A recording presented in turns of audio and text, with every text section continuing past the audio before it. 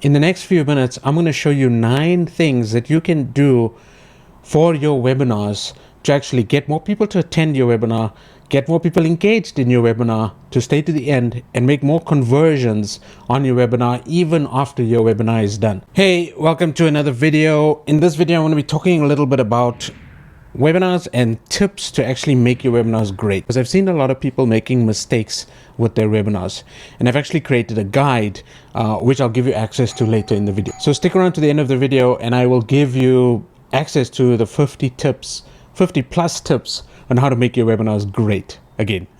Let's get into a couple of these tips, and before I get into that, I want to tell you a little bit of a backstory and why I actually created this guide and why I'm creating this video. One, I've seen a bunch of people try webinars out. There are a bunch of people, especially now because of home-based businesses, because they're trying to promote their courses, because they're trying to promote their businesses, using webinars as an intermediate to events. So that's exactly what a webinar is, actually, if we want to go into the definition. A webinar is an online event where you can talk to multiple people that have pre-registered for this event that's going to happen at a very specific date and time. And of course, you can do your webinars evergreen, but I would suggest you'd rather do them live initially, have sort of a launch where you have people register and get people into your event. Now, how is a webinar different to a live event on, say, Facebook or YouTube or other platforms? Well, a webinar is actually a registered event. So you're going to give your email address, you're going to give some information about yourself, probably your name and email. Sometimes people ask for the phone number, but you're going to register for this actual event. You're going to register to show an interest so that you go onto their email list so that they can, one, remind you of the thing that they're doing, and two, most likely there's going to be some sort of a paid thing. There's going to be some sort of a payment or an opportunity inside of that webinar at the end of the webinar to go further with the person who's hosting the webinar, because they have a product, because they have a service, because they have something that they want to sell to you that's going to help you solve a problem that's in your life, in your business, in your marriage, in your relationships, in your whatever is going on in your life. And so that speaks to one of the tips that I have in the document, in the PDF guide, is, making your webinar so that it actually solves a problem, so that it actually takes people down through a journey. So people start off with an issue, you want to help them solve that issue on your webinar, and at the end of the webinar you want to give them the solution, all the while telling stories, giving compelling information, teaching a little bit, or teaching what needs to be done without actually giving away the hows. And that's another tip in the document or in the PDF guide. Again, I'll link that in the description. I've covered a couple of tips there already. One is story, getting them to transform, getting people to actually solve their problem. So when it comes to building a webinar or putting a webinar together, there are essentially 3 phases, and I'm going to go share my screen. Okay, so essentially there are 3 phases to your webinar or to your event. 1 is before your webinar, 2 is during your webinar, and 3 is after your webinar. And so there's a couple of things, actually there's a lot of things you need to figure out before your webinar, and I'm only going to go through a couple of these for each of these phases. So before your webinar, obviously you want to make sure that your topic is correct. You want to make sure that you've got the right topic for your people, and the topic is going to validate what you're trying to say, and it's going to be, hopefully you make it interesting, you make it compelling so that people can actually associate themselves with your webinar. Then what you want to do is make sure that you're using the right platform. Now, webinar platforms, there are a bunch online. They range in terms of expense. The most popular right now is Zoom. Then there's GoToWebinar. Then there's Easy Webinar.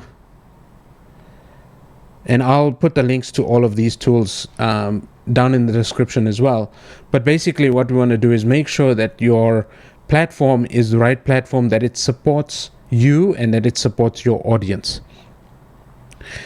The next thing I wanna say is before your webinar. So obviously, like I said, people are going to register for your webinar and they are going to come over and attend your webinar live. But there's a step just before that, which is the thank you page. So after people register, they're going to land on a page that says, thank you for registering. Here's the date and time for the webinar. And one thing that I really stress that you need to have on that page is an add to calendar button. And I don't think I spelled that right. It's ENDAR. But what we want to do is add to calendar so that, people tend to forget. People tend to forget that they have scheduled something. A lot of people, especially from Facebook, Instagram, and some of these other tools, are just kind of in the flow of whatever they're doing online. And so, they forget that they have registered for this event. They forget. They think that they're registering for this event. And so it's no issue. When the time comes, they'll attend. And sort of 70-80% of people is what I've seen actually don't attend webinars live. And so what you want to do is add a button for the add to calendar onto the thank you page. So that gives them an opportunity to add the event, to book that time out in their calendar. Some webinar software, when they send the email confirming the registration, it gives them in Gmail the ability natively to add to calendar, because Gmail recognizes that this is an event, and because of the synchronization and the interaction with Google Calendars, it will add that to your event. Now, lots of people don't use Gmail, lots of people don't use Google Calendar, and so you want to give them also the iCal and the Yahoo links so that they can actually add your event to their calendar. Now, during the event, we obviously want to follow a process. And what I've said to you is we want to take people through this journey. So there's a starting point, and we want them to transform to the end, right? So when they are transforming during the webinar, they can see that you are credible. They can see that you are the real deal. You give people testimonials, you give them the ability to see that what you're trying to show them, what you're trying to teach them, the problem you're trying to solve is something that you've also solved for yourself, or you've helped other people solve through your business or through your service or through your product. And so that's, I think, one of the major things inside of a webinar, where you definitely want to make sure that people who are watching you attend and are transformed during your webinar. Now, you can't solve all their problems in sort of a 60 to 90 minute webinar, but you can definitely give them a few tidbits to figure it out, or at least to entice them into solving that problem. And another thing that you could do, and I'm going to write this down on the screen, is give them poll, right? So poll questions give people a point of interaction with you. And so what happens is, when you're asking a poll question, because of the software that you're using, most software have got poll questions that you can add in. And so those answers, or that interaction that people have with you, gives you feedback, and you can survey your audience based on the things that you want to know from them. So the typical thing is, in the beginning of a webinar, and this may not be a poll, but a lot of people ask, well, where are you tuning in from? And so, you get the audience excited, you get the audience to see that, hey, there's people from potentially around the country or around the world joining you on your webinar. And so that gives you notoriety, that gives you credibility that you've got a lot of people on this webinar. Poll questions, going back to poll questions, when you ask a poll question, you're giving people the ability to vote on something, which means that you can polarize them to, if you ask a really interesting question, and let's say it's a tech webinar, and you're asking people, hey, are you Apple or Samsung? Do you follow Apple or Samsung, or do you love Apple or Samsung? Like, those are polarizing questions. Obviously, we don't want to use politics, we don't want to use religion when it comes to really understanding your audience and getting them to be emotionally engaged. Then poll questions can be used in a way that creates that emotion, and one, it gives you feedback, but also it gives them something to do on your webinar. And so creating that engagement is probably one of the most valuable things.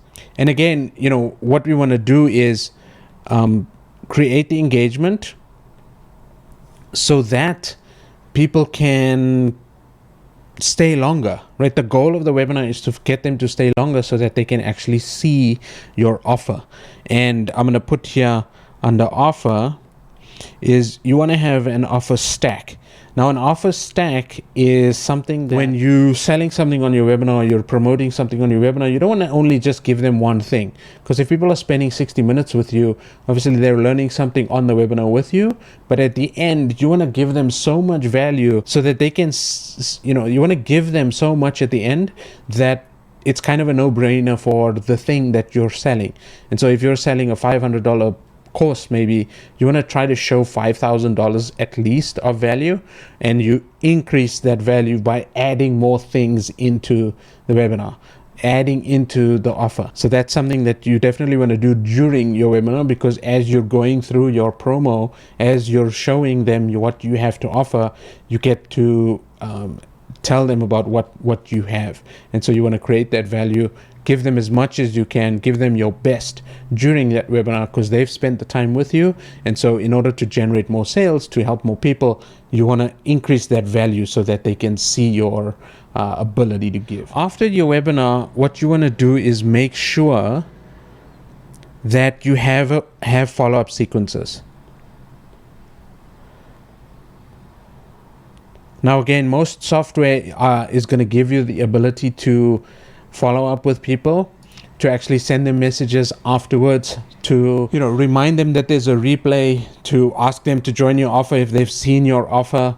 And when it comes to follow-up sequences, a lot of software have the ability to tag people based on behavior or send them emails based on their behavior. And so let's say if somebody missed your webinar, what you want to do is not tell them about the offer right away. You want to wait at least a day or two because you want to get them to actually watch your webinar. So if they watched the replay, then you can start talking about the offer. And if they joined the webinar, but they left early before your offer, maybe life got in the way, maybe their kids needed something, maybe they were driving and they needed to get to their meeting, whatever the case may be, you want to give them the opportunity to see your offer before you actually email them about your offer.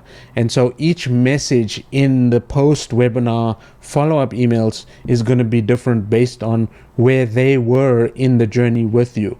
Now, a lot of people, like I said, 80%, 70% of people are not actually going to show up live. If you have higher than 30%, then you're doing really, really well. Even if you get 40% of people showing up live, not all 40% are going to see the offer. You might get only 20% that actually see your offer.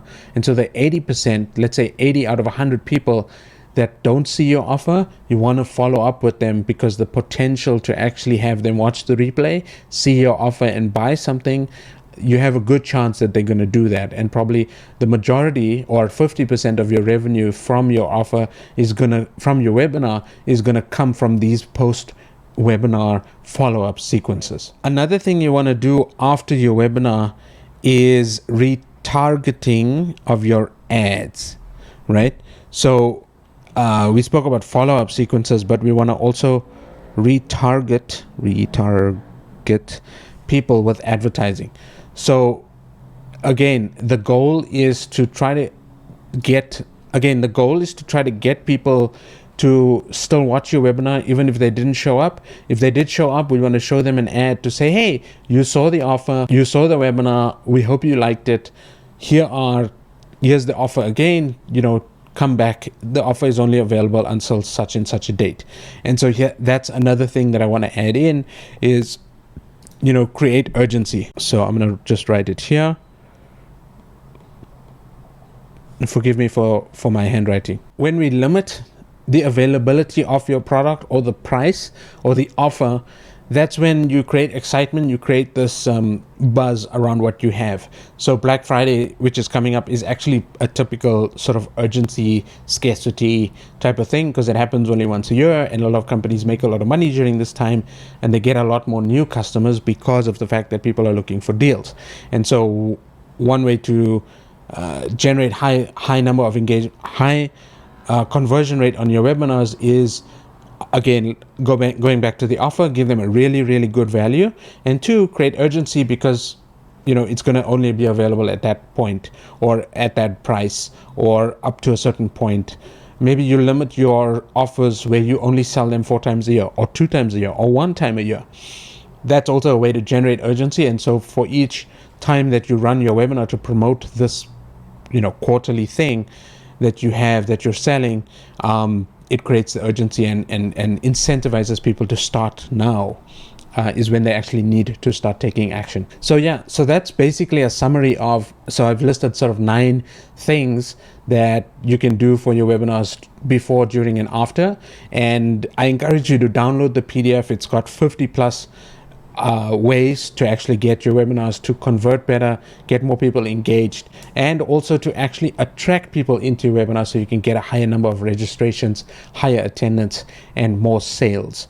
So that document is available in the link below. And if you like this video, hit the like. If you enjoyed this type of content, subscribe to the channel, hit the notification bell. And I encourage you to download that PDF, because it's going to give you a whole lot more than just 9. Forgive me for my handwriting, but yeah, my parents said I should have been a doctor, but yeah, I do this for a living now. So thank you so much for watching, and I will catch you on the next episode. Bye for now.